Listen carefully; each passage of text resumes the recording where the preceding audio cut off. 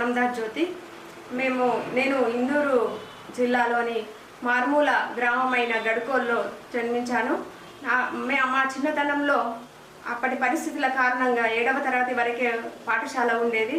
ఇంకా ఉన్నత చదువులకు వేరే గ్రామం వెళ్ళవలసి వచ్చేది. అట్లా వెళ్ళలేని పరిస్థితుల్లో చదువు ఆపివేయాల్సి వచ్చింది. పెళ్ళి తర్వాత నా చదువు ఆపేసిన తర్వాత దాదాపు 12 సంవత్సరాల గ్యాప్ తర్వాత మళ్ళీ పట్టుదలతో పుస్తకం బట్టి ఓపెన్ యూనివర్సిటీలో డిగ్రీలో ప్రవేశం పొందాను. నేను నా పెళ్ళైన తర్వాత మా ఆయనకి నా గురించి నేను ఖచ్చితంగా చదువుతాను, విజయం సాధిస్తాను అని చెప్పి నేను ఒప్పించి మా ఆయనలో నా నమ్మకాన్ని కలిగించి నేను పుస్తకం పట్టాను సార్. అదే ఉద్దేశంతో అదే లక్ష్యంతో నేను కష్టపడి ఇష్టపడి చదివాను, డిగ్రీ పాస్ అయ్యాను. తర్వాత రెగ్యులర్గా బిఎడ్ చేశాను. ఓపెన్ మహిళా కోటాలో ఉద్యోగాన్ని సాధించాను. మా ఆయన నాలోని లక్ష్యాన్ని మర్రి వృక్షం ఎంత చిన్నగా ఉంటుందో దాని వృక్షం పెద్దగైన తర్వాత ఎలా నీడనిస్తుందో అలాంటి ఉద్దేశంతో నాలో ఉన్న ప్రతిభను మా ఆయన గుర్తించి నాకు సహకరించారు. పిల్లలు కూడా అలాగే సహకరించడం జరిగింది. మా పిల్లలు వచ్చేసి ఇప్పుడు బాబు గ్రూప్ 1 ఆఫీసర్ డిఏఓగా చేస్తున్నారు, విధులు నిర్వహిస్తున్నారు. అట్లాగే మా పాప పోలీస్ డిపార్ట్మెంట్లో జాబ్ చేస్తుంది. అట్లయితే ఒక మహిళ ఇల్లాలి చదువు ఇంటికి వెలుగు అన్నట్టుగా ఒక మహిళ చదివితే కుటుంబమే కాదు చుట్టుపక్కల ప్రాంతాలు అన్నీ కూడా అభివృద్ధి పదంలో కొనసాగుతాయని చెప్పేసి నా ఉద్దేశం. ధన్యవాదాలు సార్. మాది మారుమూల గ్రామమైన గడుకోలు గ్రామం సార్. అక్కడ పాఠశాల 7వ తరగతి వరకే ఉండేది. ఇంకా మిగతా చదువులకు ఉన్నత చదువులకి వేరే ఊరు నా పిహెచ్డి థీసిస్ను పుస్తక రూపంలో తీసుకురావడం జరిగింది. ఈ పుస్తకాన్ని ఈరోజు గవర్నర్ గారికి కూడా అందజేయడం జరిగింది. ఇంకా చాలామందికి నా పుస్తకం నచ్చి చాలామంది ప్రశంసలు నాకు చెప్తూ ఉన్నారు సార్. చాలా సంతోషంగా ఉంది. ఇలా పుస్తకాన్ని తీసుకురావడం కూడా యూనివర్సిటీలో నేనే మొదటి దాన్ని కావడం కూడా.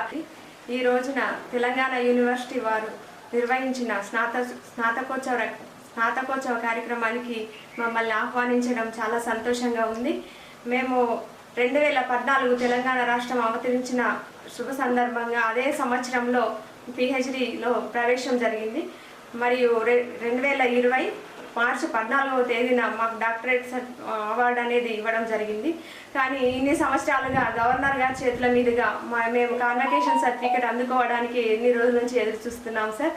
అయితే తెలంగాణ యూనివర్సిటీ క్రీడా ప్రాంగణంలో నిర్వహించిన ఈ సభకు ముఖ్య అతిథిగా విచ్చేసిన మాన్యశ్రీ శ్రీ జిష్ణుదేవ్ వర్మ సార్ గారు, రాష్ట్ర గవర్నర్ గారు, కులపతి గారు, అట్లాగే ఉపకులపతి గారైన టి యాదగిరిరావు గారు, మరియు రిజిస్ట్రార్ సార్ అయిన యాదగిరి సార్, మా గైడ్ సార్ అయిన డాక్టర్ లక్ష్మణ్ చక్రవర్తి గారు, మరియు కనకయ్య సార్ గారు, లావణ్య మేడం గారు, వీరందరి సారథ్యంలో నిర్వహించిన మా తెలుగు విభాగానికి చెందిన అందరికీ హృదయపూర్వక ధన్యవాదాలు తెలియజేసుకుంటున్నాను. హృదయపూర్వక నమస్కారాలు కూడా తెలియజేసుకుంటున్నాను. అయితే మేము ఇన్ని సంవత్సరాలుగా నేను ఎదురు చూశాను ఈ కాన్వకేషన్ గవర్నర్ గారి చేతుల మీద అందుకోవాలని. అయితే మేము ఎంతో మందికి నెరవేరని పిహెచ్డి కళ మాకు నెరవేరింది. ఇవాళ కూడా ఈ గవర్నర్ గారి చేతుల మీదుగా అందుకోవడం మాకు ఎంతో సంతోషంగా ఉంది. ఇది ఇవాళ రోజు జీవితంలో మర్చిపోలేని కళగా మరపు రాలేని రోజుగా మేము భావిస్తున్నాము. అట్లాగే మా బ్యాచ్ వాళ్ళైన మిగతా విద్యార్థులందరితో కూడా మేము ఈ విధంగా కలుసుకోవడం, ఈ ఆవరణలో ఈ ప్రాంగణంలో కలుసుకోవడం చాలా సంతోషంగా ఉంది సార్. అయితే నా జీవితానికి వచ్చేస్తే నేను ఓపెన్ యూనివర్సిటీ ద్వారా డిగ్రీ చేసి బిఎడ్ రెగ్యులర్గా చేసి 3 నెలలు కష్టపడి ఇష్టంతో చదివి తెలుగు ఉపాధ్యాయునిగా సెలెక్ట్ కావడం జరిగింది. ఓపెన్ మహిళా కోటాలో నాకు తెలుగు ఉపాధ్యాయుని ఉద్యోగం రావడం జరిగింది. ఆ తర్వాత కూడా విద్యను మానేయకుండా ఒక అలవాటుగా మార్చుకొని ఎంఏ ఫస్ట్ క్లాస్లో ఉత్తీర్ణురాలైనాను. ఏపీ సెట్ 2013, యూజీసీ నెట్ 2014లో క్వాలిఫై అయ్యి అసిస్టెంట్ ప్రొఫెసర్కి అర్హతను పొందాను. అదే అర్హతతో పిహెచ్డిలో అడ్మిషన్ తీసుకోవడం 2014లో జరిగింది. అదే ముఖ్య విషయం ఏంటంటే స్వామి వివేకానంద చెప్పినట్టుగా మన ఆశయాన్ని ఒక శ్వాసగా భావిస్తూ తీసుకోవాలి. అదే లక్ష్యంతో చదివితే ఉన్నత శిఖరాలని అందుకోవచ్చని నా ఉద్దేశం. మామూలు మధ్యతరగతి మహిళ ఏం చేస్తుందిలే అనే భావన ఎక్కడనో ఉండి ఉండవచ్చు కాక మన కుటుంబంలో వారు విధించిన కట్టుబాట్లకు అనుగుణంగా మన కుటుంబ సభ్యుల్ని ఒప్పించి మనం ఒక మంచి లక్ష్యంతో ముందుకెళ్తే మహిళ సాధించలేనిది ఏమీ లేదని చెప్పడమే నా ముఖ్య ఉద్దేశం సార్.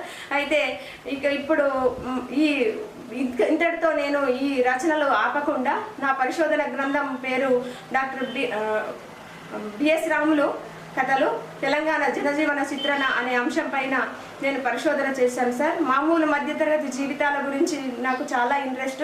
వాళ్ళ స్త్రీల వెనుకబాటుతనానికి గల కారణాలు ఏంటి, మధ్యతరగతి వాళ్ళ జీవితాలు ఎలా ఉంటాయని అన్ని కోణాల్లో పరిశోధన చేసి నా గ్రంథాన్ని తీసుకురావడం జరిగింది సార్. దానికి బెస్ట్ మంచి ప్రశంసలు గవర్నర్ గారు ఇవ్వడం జరిగింది. మరియు నిన్న కలెక్టరేట్ ఆవరణలో జరిగిన ప్రముఖులతో ముఖాముఖిలో కూడా నేను మాట్లాడడం జరిగింది. అప్పుడు కూడా గవర్నర్ గారి ప్రశంసలు అందుకోవడం జరిగింది సార్. అయితే ముఖ్య ఉద్దేశం ఏంటి అంటే విద్యార్థుల్లో కూడా నైతిక భావనలు, ఇప్పుడున్న జనరేషన్లో నైతిక భావనలు ఖచ్చితంగా నెలకొల్పాలనేది నేను చేస్తున్నాను సార్. విద్యార్థుల్లో అలాంటి భావాలు నేను చెప్తున్నాను. మరియు లక్ష్యం కోసం ఎలా పాటుపడాలో కూడా చెప్పడం జరుగుతుంది సార్. అయితే స్వామి వివేకానంద చెప్పినట్టుగా మనము ఎలా అయితే శ్వాసిస్తున్నామో అలాగా మన లక్ష్యం కోసము మనం పాటుపడాలి. అట్లాగే విద్యను ఎప్పుడు కూడా విస్మరించకుండా, సమయాన్ని వృధా చేయకుండా ఒక అంకిత భావంతో పాటుపడితే తప్పకుండా మనము సాధించి తీరుతామని నేను చెప్పడంలో ముఖ్య ఉద్దేశం.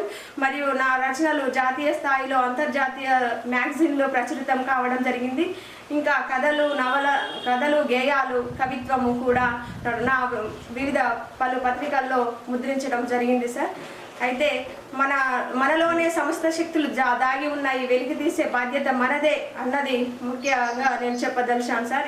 ఈ రోజున నాకు ఈ గవర్నర్ గారి చేతిలో ఈ కన్వకేషన్ సర్టిఫికేట్ అందుకోవడం ఎంతో ఆనందంగా ఉంది. ఇందుకు మా కుటుంబ సభ్యులు సహకరించినందుకు కూడా ఎల్లవేళలా నేను వాళ్ళకి కృతజ్ఞతా భావంతో ఉంటానని అందరికీ ధన్యవాదాలు తెలియజేసుకుంటున్నాను సార్. మీకు కూడా మీ మీడియా వాళ్ళకు కూడా ధన్యవాదాలు తెలియజేసుకుంటున్నాను.